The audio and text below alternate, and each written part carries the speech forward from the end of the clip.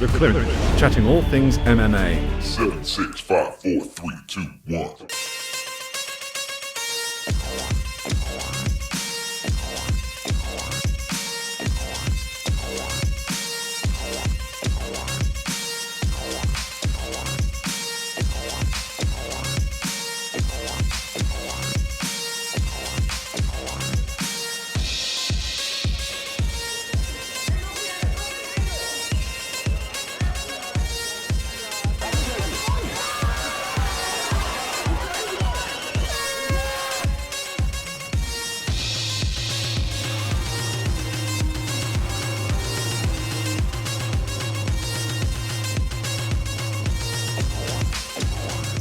Hey, and welcome to the Clinch on eNCA.com, where we talk about all things MMA in South Africa and the rest of the planet.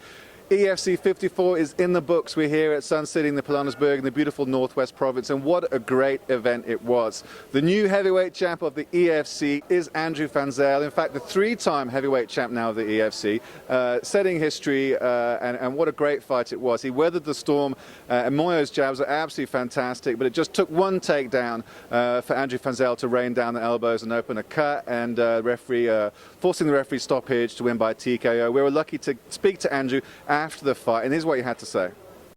Well, I'm here with three-time EFC heavyweight champion Andrew van Zyl. Andrew, an amazing fight. What are your thoughts and feelings right now? I'm just happy to come out here and perform. It didn't go exactly how we wanted to go to plan.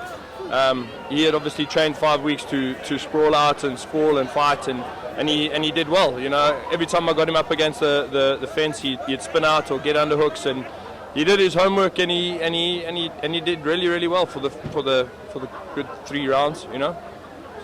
It was difficult trying to get past his jab. His jab was really quick, wasn't it? So you were always looking to duck under and look for that takedown. But he was quick, wasn't he?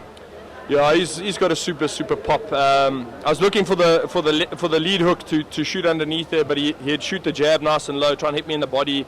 So you're always at risk of getting hit in the face if you go down and you do a single leg attack. I did single leg attacks for 3 weeks, and you know, there's no quick fixes for wrestling. You got to be on it all the time, you know. So that's something I need to work on, obviously. Has it sunk in yet that you've made history? You know, I'm just happy to be here and to participate at the highest level. So yeah. How does it rate in terms of some of the toughest fights in your career? Was it the toughest one, or is it it's pretty much up there? Yeah, that's it. That takes the cake, really. I fought a guy, Kobus Haysalman, back in 2000. He was a kickboxer, crazy dude, beat the shit out of me. And we're pretty much on the same par here. And I won that fight, and I won this fight. So yeah, I showed enough grit and won it. So yeah. Bobby Caragini just was moaning a moment ago, saying you weren't listening to him when you went from the corner. What was he saying to you? What were you ignoring? He was saying, Andy, shoot, Andy, shoot, Andy, shoot. And I was like, Bob, I'm really tired. If I shoot now, I don't want to gas if he sprawls out at me. So, yeah, I'll listen next time. Don't you think it was a great example, the respect that both of you showed to each other? I mean, it looks like you guys could be really good drinking buddies. Yeah, beside of Moyo, I think he's a supremely serious competitor. You know, I don't think he takes. It's not a joke for him. It's life, and I respect that. You know, I want to fight against guys like that. So that's where I am. You know. So what's next for you? You're going to take a bit of time off, heal up, go back to Parktown, boys, and take it easy and have a few brandies. I was gonna attempt a half Ironman in January, but I don't know if my foot's broken or not. So I'm gonna have to go and check that one out. Yeah, definitely going to go have a few brandies. Well, you go now. Well done, Andrew. It's a fantastic achievement. Congrats. Thank you very much, man. Thank you.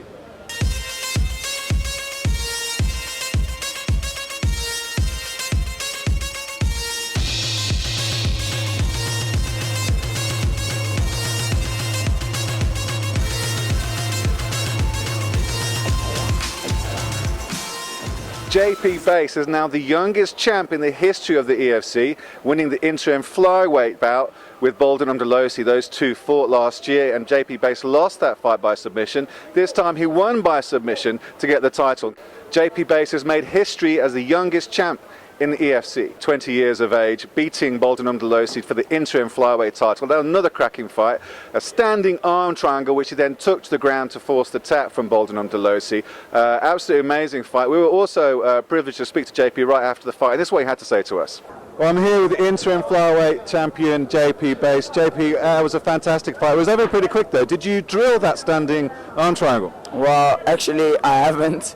I've been working some arm triangle things with Don, but like this past 10 weeks, I dreamed 3 times that I made Baldwin tap, and not once it was with a arm triangle. So I'm actually quite shocked myself.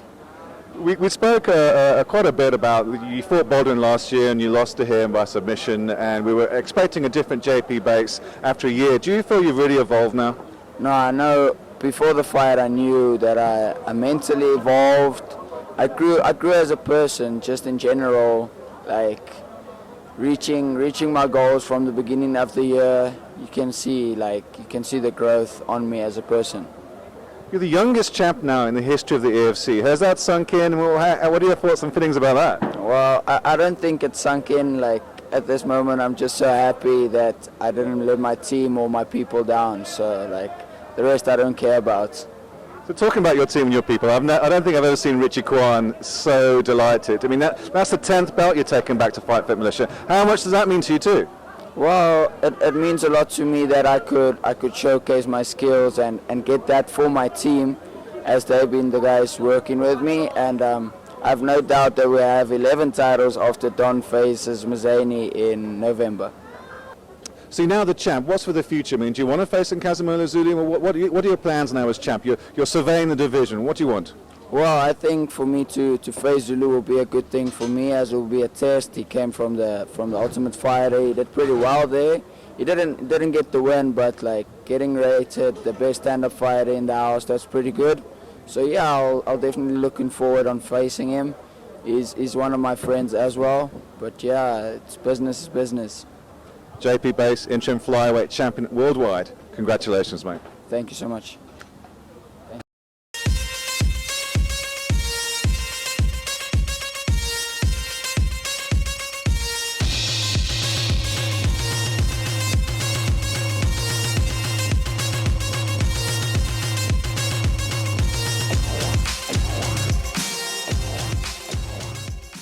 It's been a 2-year absence from the EFC for Henry Fadipe, who came out here all the way from Dublin to fight a guy who didn't really want to fight him, Bruno Makulu. A lot of people have dodged Henry Fadipe in the past, so props to Makulu for wanting to fight him. But he said at a press conference after the fight it was his strategy to keep running away from Henry. I don't understand that. He's actually disqualified for the bout. He had 2 points deducted over 2 rounds from the referee for failing to actually engage. In the end, the referee actually called the fight off. It's the first time in the history of the EFC that a fighter has been disqualified for inaction. It's setting history for all the wrong reasons.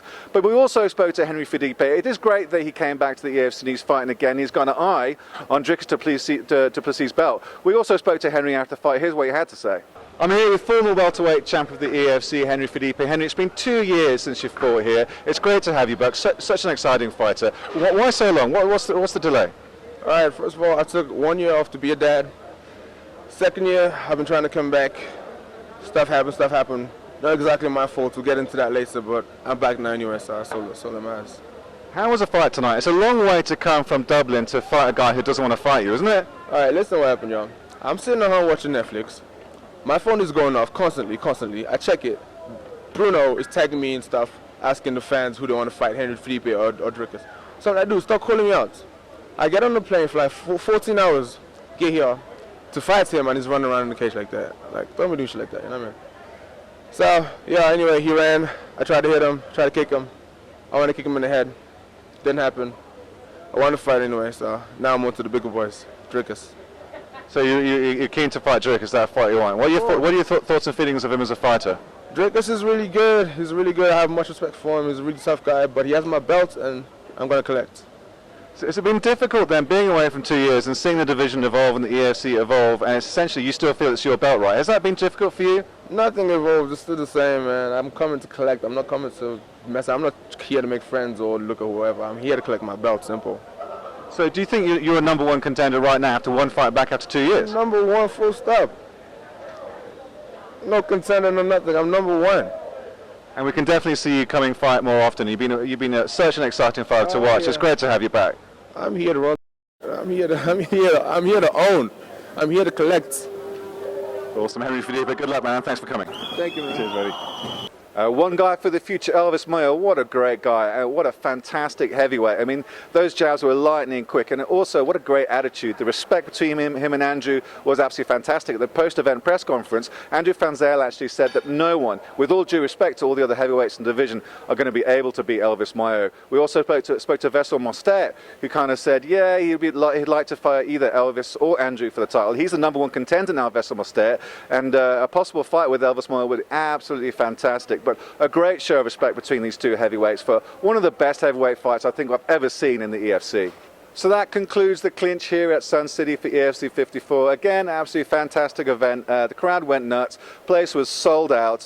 Still a really great venue. You can see the guys actually de-rigging now. Moving on to 11th of November at Grand West, where Urshad Syed takes on Demart Penner, probably the most hyped fight in the history of the EFC. It's going to be an absolute cracker. So stay tuned for the clinch on the eNCA.com for all things MMA in South Africa and the rest of the planet. Thanks for watching. The Clinch, chatting all things MMA.